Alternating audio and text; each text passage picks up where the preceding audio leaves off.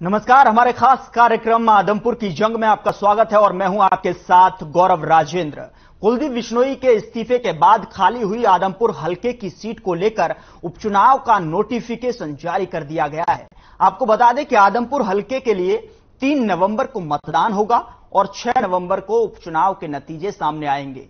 वहीं प्रदेश के पूर्व मुख्यमंत्री और नेता प्रतिपक्ष भूपेंद्र सिंह हुड्डा ने आदमपुर उपचुनाव को लेकर कहा कि उपचुनाव को लेकर कांग्रेस पूरी तरह से तैयार है। आदमपुर उपचुनाव को लेकर सर्वे कराया जा रहा है और जो मजबूत उम्मीदवार होगा उसे ही चुनाव में उतारा जाएगा।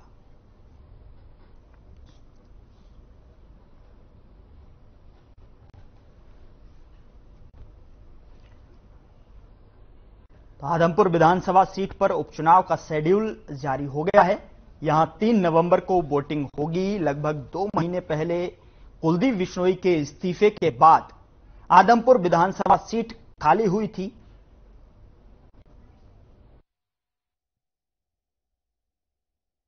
आदमपुर में है कांग्रेस पार्टी का ही उम्मीदवार जीतेगा। सर किसान सिंह भी है, संपत सिंह के बेटे भी हैं, वहाँ जेपी साहब भी जो आपके मित्र भी हैं काफी तैयारियां करते नजर आ रहे हैं। 2-3 ऐसे कैंडिडेट जो मतलब हम लोगों की नजर से भी नजर आ रहे हैं वहाँ। लेकिन हमारा कैंडिडेट हम जो है सर्वे करा रहे हैं, जो सबसे मजबूत कैंडिडेट होगा उसको ही देंगे। कोई कैंडिडेट तय नहीं हुआ है। जो गाँव का इसका धान का जो है MSP भी नहीं मिल रहा जी। इस प्रकार से लेट करा दिया। पहले आड़तियों की हड़ताल हुई, उनको नहीं खुलवा सके, मेरे को जाना पड़ा हड़ताल, उनसे निवेदन करना पड़ा आड़तियों को कि वे ये जो हड़ताल आड़तियों के हित में है, ना किसानों के ना मजदूरों के। तो आज जो है किसान को जो भाव मिलना चाहिए 2060 का भाव पैडी का, उसको मुश्किल से 1700-1800 रुपए 1900 रुपए तक बेचने के लिए मजबूर हो रहे हैं। मेरी फसल मेरा ब्यौरा में जो पोर्टल है वो 4 लाख से ज्यादा पोर्टल जो है वो मिसमैच किए, तो क्या होगा उनका? वो बेचारे बैठे रहेंगे। पहले भी मंडियों में अनाज बिकता था। हमारी सरकार आएगी तो जो ये इस किस्म के पोर्टल हैं जो किसान को भी परेशान करते हैं, आड़ती को भी, ऐसे पोर्टल से नहीं होगा।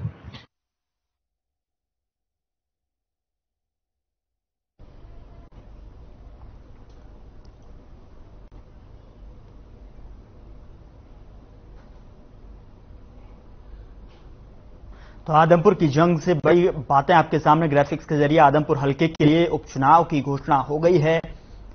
स्क्रीन पर ग्राफिक्स के जरिए आपको बता रहे हैं 3 नवंबर को उपचुनाव का मतदान होना है, 6 नवंबर को नतीजे आएंगे। कुलदीप बिश्नोई के इस्तीफे के बाद सीट खाली हुई थी। कांग्रेस की टिकट पर विधायक थे कुलदीप बिश्नोई। अब बीजेपी में शामिल हो गए हैं कुलदीप बिश्नोई। इस्तीफे देने के बाद शामिल हुए थे बीजेपी में। तो आदमपुर की जंग के बड़ी बातें, आदमपुर हलके के लिए उपचुनाव की घोषणा हो गई है।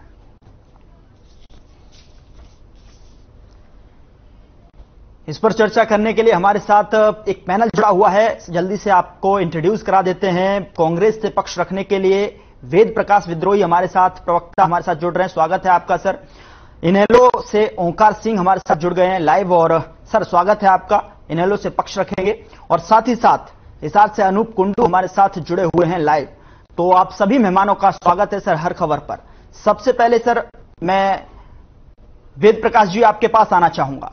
आपकी पार्टी लगातार कह रही है कि एक सर्वे के दौरान हमारी पार्टी पूरी तरीके से पहले तो तैयार है चुनाव लड़ने के लिए, सर्वे कराया जाएगा और उम्मीदवार जो मजबूत होगा उसे मैदान में उतारा जाएगा। कितनी तैयार आप आकलन कर रहे हैं अपनी तैयारियों का? देखिए, हमारी तैयारी बहुत मजबूत है। हर गांव के अंदर हमारे वर्कर पहुंच चुके हैं। सब जगह हमने वर्करों को इकट्ठा कर लिया है और अब की बार आदमपुर के अंदर एक विशेष बात हो रही है। जो कुलदीप बिश्नोई परिवार के बहुत खास लोग हुआ करते थे, वो भी कुलदीप बिश्नोई की अवसरवादिता को देखकर और बार बार इधर उधर जो उछल कूद करते हैं, निजी स्वार्थों की राजनीति करते हैं, उसके चलते वो उसको छोड़ रहे हैं और कांग्रेस में आस्था रख रहे हैं। वही जो भाजपा के जो मजबूत साथी थे, एक भाजपा का था, वो भी कांग्रेस के अंदर शामिल हो चुका है और दूसरे इनेलो के साथी भाजपा के साथी हैं जो भी कुलदीप बिश्नोई के परिवार के अवसरवाद को सबक सिखाना चाहते हैं और भाजपा की जन विरोधी, किसान विरोधी, गरीब विरोधी नीतियों के खिलाफ अपना वोट के द्वारा भाजपा को चोट करना चाहते हैं, वो सभी लोग कांग्रेस के झंडे के नीचे इकट्ठे हो रहे हैं। और अब की बार हमें पूर्ण विश्वास है कि पूरा आदमपुर का चुनाव दो भागों में बटेगा। एक तरफ कांग्रेस के लोग होंगे और एक तरफ कुलदीप बिश्नोई का परिवार होगा और उसके परिवार को हराने के लिए सब एकजुटता से कांग्रेस का साथ देंगे। जो भाजपा के लोग हैं, चाहे बेशक उनका शरीर भाजपा में हो, चाहे बेशक वो नाम से भाजपा के पदाधिकारी हो, खट्टर साहब और भाजपा सरकार चाहे जितना जोर लगा ले, वहां का जो उनका भी आदमी है वो वोट कांग्रेस को देगा, क्योंकि उनको कुलदीप बिश्नोई की अवसरवादिता के खिलाफ एक चोट करनी है, एक उसको करारा सबक सिखाना है। क्योंकि जो कुलदीप बिश्नोई बार बार उछल कूद करते हैं, निजी स्वार्थ की राजनीति करते हैं, उससे जनता ऊब चुकी है। ओके सर, मैं आपके पास आ रहा हूं और इस बीच जो है ओंकार सिंह से भी मैं थोड़ा सा अपडेट लूंगा, लेकिन इस बीच जो है हमारे साथ अनूप कुंड जी हमारे साथ जुड़े हुए हैं। धरातल से स्थिति पर पूरी तरीके से पैनी नजर रखी हुई है। अनूप, उपचुनाव का पूरा शेड्यूल सामने आ गया है, अब क्या लग रहा है? देखिए गौरव, जिस प्रकार से आज सामने आया है कि 7 तारीख को गजट नोटिफिकेशन जारी किया जाएगा, 14 तारीख तक नामांकन भरे जाएंगे, उसके बाद 3 नवंबर को चुनाव होगा और 6 को मतगणना होगी। इसके बाद कहीं न कहीं सियासी गलियारों में गर्मी आ चुकी है, क्योंकि ये एक हॉट सीट आदमपुर की रहने वाली है। आदमपुर का चुनाव पर पूरे प्रदेश की निगाहें रहेगी कि चाहे वो बीजेपी हो, कांग्रेस हो, इनेलो हो, आम आदमी पार्टी हो, अन्य कोई दल हो, क्योंकि सभी के 2024 की शुरुआत का एक ये पहला पड़ाव कहा जा सकता है। क्योंकि यहाँ से जैसे ही जिस भी पार्टी का यहाँ से विधायक जीत कर जाएगा, उसके लिए 2024 के लिए एक नए मायने माने जाएंगे। हालांकि आदमपुर जो है लगातार बहुत पुराने लंबे समय से भजनलाल परिवार का गढ़ रहा है, लेकिन इस बार अगर उनको अपना गढ़ बचाना है तो कड़ी मशक्कत करनी पड़ेगी, क्योंकि जिस प्रकार से कांग्रेस पार्टी में अब बहुत सारे लोग शामिल हुए हैं, आम आदमी पार्टी लगातार यहां पर डिप्टी सीएम तक लेकर के रैलियां कर चुकी है, इनेलो अपना जनाधार बढ़ा रही है, कांग्रेस भी लगातार यहां पर दीपेंद्र हुड्डा हो यहां पर लगातार राउंड लगा रहे हैं। तो हम ये कह सकते हैं कि जो विपक्षी दल है, चाहे वो कोई भी हो, वो भी इस गढ़ में पूरी सेंध लगाने के लिए तैयार है। और आदमपुर का जो गढ़ बचाने की कोशिश कुलदीप बिश्नोई कर रहे हैं, उसके लिए भी उनके लिए एक बड़ी चुनौती है। अब देखने वाली बात यह है कि क्या कुलदीप बिश्नोई इस गढ़ को बचाने में कामयाब होंगे, या फिर जो विपक्ष लगातार दावे कर रहे हैं, चाहे आम आदमी पार्टी हो, चाहे कांग्रेस हो, इनेलो हो, वो जिस प्रकार से कह रही है कि इस बार आदमपुर का गढ़ ध्वस्त हो जाएगा, उनके दावे साबित होते हैं। तो इसको लेकर के लगातार हर खबर, एक एक अपडेट यहाँ पर आज से लेकर के और 6 तारीख मतगणना तक अपने दर्शकों के सामने रखता रहेगा। गौरव, लेकिन अनूप, क्या लगता है आपको कि किस तरीके से जो है किसका पलड़ा इस बार जो है भारी होने की संभावनाएं वहां पर, चूंकि कांग्रेस अपने अलग दावे भर रही है, दूसरी तरफ अगर इनेलो की बात करें, इनेलो भी पूरी तरीके से यहां पर अपनी दावे को मजबूत करती हुई सामने दिखाई दे रही है, लेकिन बीजेपी की तरफ से निश्चित तौर पर जो है यहां पर बिश्नोई की प्रतिष्ठा का सवाल होगा। अनूप, देखिए गौरव, मैं स्पष्ट बता देता हूं कि इस बार कुलदीप बिश्नोई के परिवार से कुलदीप बिश्नोई चुनाव लड़ेंगे, रेणुका बिश्नोई चुनाव लड़ेंगी, या भव्य बिश्नोई चुनाव लड़ेगा। इन तीनों में भी यहाँ की जो जनता है वो अंतर आंक रही है, क्योंकि कुलदीप बिश्नोई खुद चुनाव लड़ते हैं तो परिस्थितियां अलग होंगी, रेणुका बिश्नोई आती है तो परिस्थितियां अलग होंगी, और भव्य बिश्नोई को चुनाव लड़ा जाएगा तो परिस्थितियां अलग होगी। उसके बाद में अगर जमीनी स्तर की बात करूं, जिस प्रकार से बीजेपी के बहुत सारे नेता छोड़कर के कांग्रेस में आए हैं, या बीजेपी के कुछ नेता आम आदमी पार्टी में गए हैं, जो स्थानीय नेता रहे हैं, पहले कांग्रेस से चुनाव लड़ चुके, इस प्रकार के जो लगातार दल बदलने की प्रक्रिया चली है वो भी बहुत मायने रखती है। कुलदीप बिश्नोई ने अभी हाल ही में एक बयान दिया था कि 52 साल से उनका गढ़ और कोई बाहरी आकर के यहाँ पे इस गढ़ को नहीं तोड़ सकता। तो सबसे बड़ी बात ये भी देखनी होगी कि आम आदमी पार्टी, इनेलो और कांग्रेस वहां पर स्थानीय मतदाताओं में से, स्थानीय नेताओं में से, स्थानीय पदाधिकारियों में से किसी को चुनाव में उतारती है या किसी को बाहर से चुनाव में उतारेगी। तो ये तमाम मुद्दे भी वहां पर रहेंगे, क्योंकि यहाँ पर जो है स्थानीय विकास का कोई मुद्दा मायने नहीं रखता, चाहे वो सड़कें हों, चाहे वो सीवरेज प्रणाली हो, इस प्रकार की कोई बात मायने नहीं रखेगी। यहाँ पर रहेगा राजनीतिक घरानों की लड़ाई। जो भजनलाल का राजनीतिक घराना है उसको बचाने और ध्वस्त करने की लड़ाई अहम यहाँ पर देखने को मिलेगी। गौरव, ठीक है, मैं आपके पास आऊंगा। इनके बाद जो है इस बीच जो हमारे साथ डीपी कौशिक जो है बीजेपी के प्रवक्ता हमारे साथ फोन लाइन पर जुड़े हुए हैं, मैं उनसे कमेंट ले लेता हूं। डीपी कौशिक जी, आप किस तरीके से देख रहे हैं इस बार जो है आदमपुर की हॉट सीट को, और खासतौर पर कुलदीप बिश्नोई की प्रतिष्ठा दांव पर है, लेकिन अटकलें ये भी हैं कि कुलदीप बिश्नोई की जगह उनके बेटे भव्य भी यहां पर चुनाव लड़ सकते हैं, क्या कहेंगे सर? देखिए, किसी की कोई प्रतिष्ठा दाव पर नहीं लगी हुई है। भाजपा की सीट है और भाजपा इस पे अच्छी वोटर से जीत के आएगी, चाहे वो किसी को भी टिकट, पार्टी संगठन से किसको भी टिकट देता है, भजनलाल परिवार से देता है, जिसको भी देता है, ये तो अभी फैसला होगा संगठन को जिसको टिकट देना है। लेकिन अगर किसी की लड़ाई है तो इन आपस में, जो मेरे अभी मित्रों की बातें सुन रहा था मैं, कांग्रेस वाले ही बोल रहे थे, आप वाले ही बोल रहे थे, चोटलाल पार्टी से ही बोल रहे थे, तो ये अपना ये देखिए इनको क्या करना है। हमारे को तो हमारा सीधा क्लियर है कि हमारा भाजपा की सरकार है और भाजपा का कार्यकर्ता होगा, भाजपा की सीट होगी। यहाँ पे कोई भी कैंडिडेट लड़ेगा वो एक अच्छे मार्जिन से जीत के हम लोग आएंगे, क्योंकि जो हमारे 7 सालों का विकास है और जो चीजें माननीय मुख्यमंत्री की जो प्लानिंग है, जो चीजें सामने आ रही है लोगों पे, उसमें भाजपा पर विश्वास है सभी को। पूरा प्रदेश क्या, पूरा देश आज भाजपा ही माननीय मोदी जी की तरफ देख रहे हैं। माननीय यहाँ हमारे हरियाणा प्रदेश में खट्टर जी की सरकार, आपको पता ही है, जैसे जैसे हम लोग को विकास करवाए, जो नीतियां हम लोगों ने बनाई है, उसको भाजपा की तरफ से मोहर लगेगी और आने वाला प्रत्याशी जो भी होगा भाजपा होगा। लेकिन सर, आपको नहीं लगता कि अब जो है चौतरफा ये लड़ाई होती जा रही है और आपके लिए मुश्किलें भरी हो सकती हैं? चूंकि अगर देखा जाए तो आदमपुर विधानसभा उपचुनाव में सोनाली फोगाट की बहन रुकेश पुनिया भी चुनाव लड़ सकती हैं, लेकिन हाल ही में उन्होंने ये किस पार्टी से चुनाव लड़ेंगी ये क्लियर नहीं है, लेकिन सर्व खाप महापंचायत की तरफ से ये घोषणा हो गई।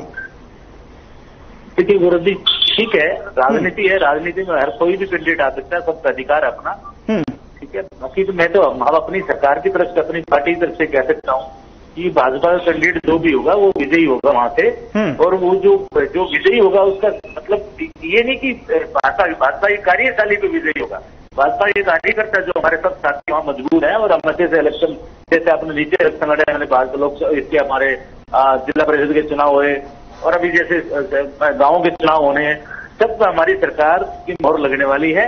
तो जीत निश्चित तौर पर भाजपा की होगी, कैंडिडेट जो भी होगा जीतेगा भाजपा। ओके सर, आपने अपना पॉइंट रख लिया। मैं ओंकार जी को लेकर जो है वेद प्रकाश जी आपके पास आ रहा हूं। ओंकार जी आप बताइए कि आपकी पार्टी का स्टैंड क्या है? आप कहां पर जो है अपने आप को खड़ा हुआ दिखाई दे रहे हैं? पहले तो मैं बताना चाहता हूँ, जो उपचुनाव होते हैं ये सरकार के होते हैं, लेकिन हरियाणा में अभी तक 2 उपचुनाव हुए हैं। बड़ौदा का उपचुनाव कांग्रेस ने जीता, इलाहाबाद का उपचुनाव इनेलो ने जीता, और ये तीसरा उपचुनाव भी भाजपा हारने वाली है। ये उपचुनाव बहुत मायने रखता है। मायने इसलिए रखता है कि इस चुनाव में जनता ये देखेगी कि स्वार्थ की राजनीति, अवसरवादिता की राजनीति हावी होगी या जनता का निर्णय हावी होगा। मैं अभी अपने भाई बीजेपी के प्रवक्ता को सुन रहा था, उन्होंने बोला कि ये सीट हमारी है। भाई ये सीट तो जनता की है, जनता बताएगी सीट किसको देनी है। आप पहली कह रही हो हमारी है, आपका क्या कंट्रोल है मशीनों पे? ये कैसे हो सकता है? ये तो जनता बताएगी, और इस बार जनता झांसे में आने वाली नहीं है। देखिए, मैं मानता हूँ परंपरागत रूप से सीट कांग्रेस की थी, लेकिन कुलदीप बिश्नोई जैसे बंदर की तरह इस डाल से उस डाल पे, उस डाल से उस डाल पे जा रहे हैं। जनता जरूर देखेगी और इस बार उनको सबक सिखाने का काम करेगी। जीतेगा कौन ये तो मुझे की क्रम में है, लेकिन इनेलो बहुत मजबूत स्थिति में वहां पे चुनाव लड़ेगी। डीपी कौशिक जी, आपने सुना ओंकार जी को, और साथ ही साथ वेद प्रकाश जी भी यही कह रहे हैं कि हमारी पार्टी भी यहाँ पर जो है मजबूत है और इस बार जो है कतई जो है बीजेपी की यहाँ पर हार होने वाली है, जीत बिल्कुल नहीं होगी। डीपी कौशिक साहब, मेरी आवाज मिल रही है आपको? ठीक है, मेरी आवाज वहां तक नहीं पहुंच पा रही। वेद प्रकाश जी आप बताइए, आपने सुना डीपी कौशिक जी को जिस तरीके से वो कह रहे हैं कि जीत निश्चित तौर पर जो है बीजेपी की होनी है, बीजेपी के पाले में है। आपकी तरफ से कह रहे हैं कि आप हमारी पार्टी जो है मजबूत स्थिति में है, लेकिन सर आपकी पार्टी में पूरी तरीके से सब कुछ ठीक नहीं चल रहा है। भाजपा का सवाल है, भाजपा कहीं भी मजबूत स्थिति में नहीं है। भाजपा की जब इनकी लहर थी 2014 में, तब भी इनकी जमानत जब्त हुई।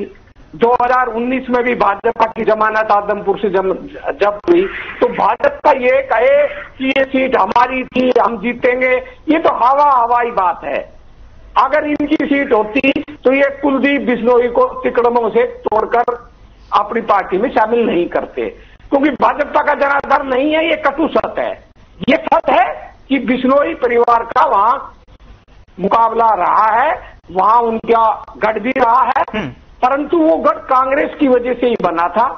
और जब वो कांग्रेस से छोड़कर गए तो कांग्रेस ने ही उनका मुकाबला किया था और बहुत थोड़े मार्जिन से वो 10 से 15-12 हजार वोटों से जीत पाते थे। और जब वो कांग्रेस में रहते थे तो वो 30,000, 40,000, 50,000 वोटों से जीतते थे। अब की बार जो ओंकार जी ने कहा कि बार बार उसकी उछल कूद से, बार बार उसकी अवसरवादिता से, और जनता में वो रहते नहीं है, जनता से वो मिलते नहीं है, इस बात से क्षुब्ध होकर जनता से बहुत खफा है। और ये जनता ने 2019 लेकिन सर मेरा सवाल आपसे ये है कि आपकी तरफ से कैंडिडेट चेहरा कौन है? देखिए, हमारा कैंडिडेट बताया ना, आपने भूपेंद्र सिंह हुड्डा की बाइट सुनाई थी कि हम सर्वे करवा रहे हैं, हमारे पास कैंडिडेटों की भरमार है। कोई हमारे पास ऐसी बात तो है नहीं कि कोई कैंडिडेट नहीं है, हमारे पास तो एक बढ़कर एक कैंडिडेट है जो मजबूत होगा। अब कौन कौन अप्लाई करता है, अब भाजपा के पास तो एक ही कैंडिडेट है, दूसरा कोई कैंडिडेट नहीं। जैसे ओंकार जी ने बताया, चाहे कुलदीप बिश्नोई लड़ ले, चाहे रेणुका बिश्नोई लड़ ले, चाहे भाऊ बिश्नोई लड़ ले, और यही बात आपके संवाददाता ने बताई। इससे बाहर उनके पास कोई कैंडिडेट है नहीं। तो आप अपने कैंडिडेट का बताइए ना सर, आप तो अभी सर्वे करवा रहे हैं, मजबूत स्थिति का आकलन कर रहे हैं। दूसरी तरफ जो है आपकी पार्टी की अगर बात करूं तो उसमें सब कुछ ठीक नहीं चल रहा है। एक तरफ भारत जोड़ो यात्रा, दूसरी तरफ कांग्रेस जोड़ो। दिल्ली से आलाकमान की बात करूं या भारत जोड़ो यात्रा की बात करूं, आप उसमें अटके हुए हैं अभी। तो कांग्रेस में कोई झगड़ा नहीं है। जो ईडी सीबीआई से डरे हुए लोग हैं वो भाजपा में आज भी जा रहे हैं, कल भी जाएंगे, परसों भी जाएंगे।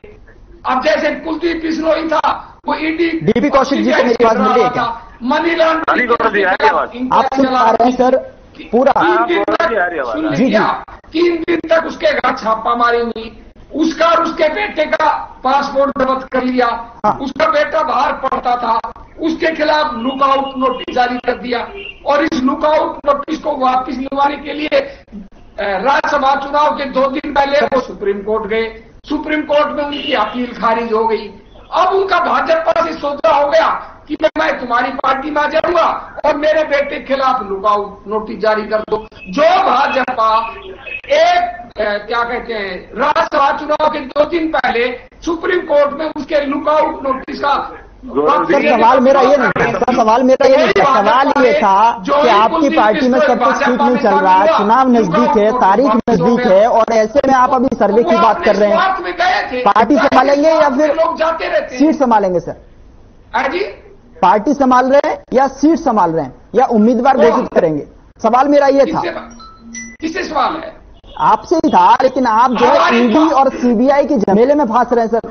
नहीं, मैंने आपका जवाब दिया है, आपने कहा भाग रहे हैं, मैंने कहा ऐसे लोग भाग रहे हैं। डीपी कौशिक जी, आपके पास सिर्फ जो है कुलदीप बिश्नोई चेहरा है, उसको लेकर आप जो है चुनाव लड़ रहे हैं, ये वेद प्रकाश जी का कहना है। आपके पास तो कोई कैंडिडेट नहीं है। देखिए गौरव जी, आपको आवाज आ रही है? हाँ, आपकी आवाज आ रही है सर, प्लीज अपनी बात कंटिन्यू कीजिए। मैं ये कह रहा हूँ, यहाँ पे भाजपा चेहरा है, कोई पर्टिकुलर मैं आपको बताना चाह रहा हूँ, संगठन लोग जो भी डिसाइड करे ना, जिसको भी टिकट देगा वो भाजपा का प्रत्याशी होगा और भाजपा की जीत होगी। मैं चेहरा किसी को नहीं बता रहा, मैं चेहरा भाजपा है, क्योंकि भाजपा ने जो हमारी कार्यशैली है, जो जिस हिसाब से हम लोगों ने काम करवाया, जिस हिसाब से नीतियां लेकर आए हैं, उसके भी आप हम अपने काम की वजह से हम कह रहे हैं हमारी जीत है। अब जो कह रहे हैं कि कांग्रेस वाले विद्रोही जी बोल रहे हैं, ओमकार जी बोल रहे हैं, ठीक है भाई, कहीं तो स्टैंड होना है ना, आपको अपना पक्ष रखना ही रखना है। पर हरियाणा प्रदेश की बात करूं तो यहाँ पे कोई भी संगठन, चाहे वो कांग्रेस का हो, चाहे इनेला का हो, चाहे वो आप पार्टी का हो, वो कहीं भी बीजेपी के सामने नहीं टिक रहा। और ये मैं आपको दावे से कह रहा हूँ, ये सीट हमारी कम से कम लगा रहा हूँ 25 से 30 हजार वोटों के मार्जिन से हम लोगों की जोड़ी में होगी भाजपा की। तो ये सब कयास लगाना इनका अपना कर्तव्य लगाएं, जो भी जिनको करना है, जो पहले अपने घर के अंदर झांक के देखें, अपने घर के अंदर झांक के देखें। ये डीपी कौशिक जी का कहना है कि आपकी जो पार्टी है आपको कहीं ना कहीं स्टैंड के तौर पर खड़ा होना पड़ेगा, जीत लेकिन बीजेपी के पाले में है, ये उनकी तरफ से कहना है। गौरव जी ये बोल रहे हैं कि वहां पे चेहरा भाजपा है। अगर चेहरा भाजपा तो 2019 में कौन सा चेहरा था इनके पास?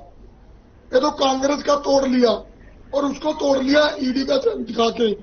अब चेहरा ये कह रहे हैं भाजपा है। 2019 में कौन सा चेहरा था?